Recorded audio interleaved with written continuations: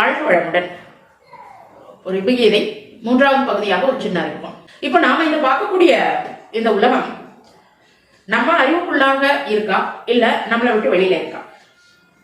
இந்த ஒரு விஷயத்தை நாம உணர்ந்து தெரிஞ்சிட்டோம் அப்படின்னாலே நமக்கு ஒரு ஃப்ரேம் பண்ணி வச்சிருக்கோம் இல்லையா, இதுதான் நான் அப்படின்னு, அதுக்கு உண்டான பதில் எல்லாமே கிடைச்சிடும். அது டோட்டலா தலைகெல்லாம் மாறிடும். இப்ப நாம ஃப்ரேம் பண்ணி வச்சிருக்கக்கூடிய நான். ஒரு முறை ஒரு சீடர் வந்து ரமண மகர்ஷிட்ட கேள்வி கேட்டார்.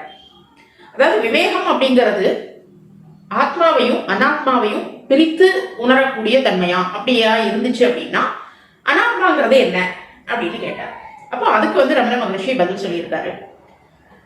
அதாவது ஆத்மாவை தவிர வேற எதுவுமே இல்லை, அப்படி வேற ஏதோ ஒண்ணு இருக்கு அப்படின்னு நினைக்கிறது அதுதான் அனாத்ம நிலை. இப்போ ஒரு விஷயம் நம்ம நல்லா நினைவுல வச்சுக்கணும். இந்த ஆத்மாவை பொறுத்து பேசுறது வெறும் தத்துவம் மட்டும் இல்லை, இது உணர்ந்து அனுபவிக்க வேண்டிய உண்மை. இப்ப ரமண மகர்ஷி என்ன பதில் சொல்லியிருக்காரு அப்படின்னா, ஆத்மாங்கிறது ஒண்ணுதான் இருக்கு, அதை தவிர வேற எதுவுமே இல்லை, அப்படி வேற ஏதாவது இருக்கு அப்படின்னு நினைக்கிறது தான் அனாத்ம நிலை.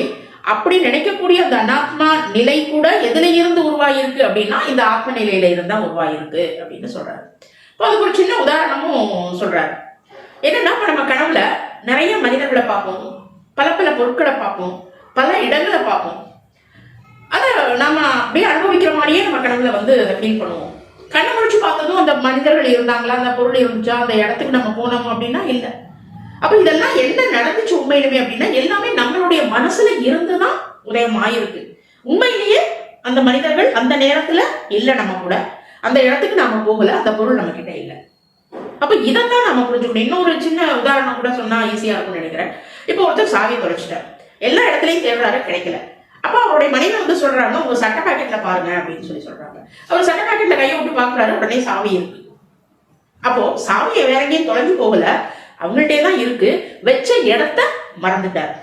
அப்போ இதுதான் நம்ம புரிஞ்சுக்கணும். நினைவோட இருந்தோம் அப்படின்னா இது இருக்கிறது ஒண்ணுதான், அது ஆத்மா தான் அப்படிங்கிறத நினைவோட இருந்தோம் அப்படின்னா அது ஆத்ம நிலை.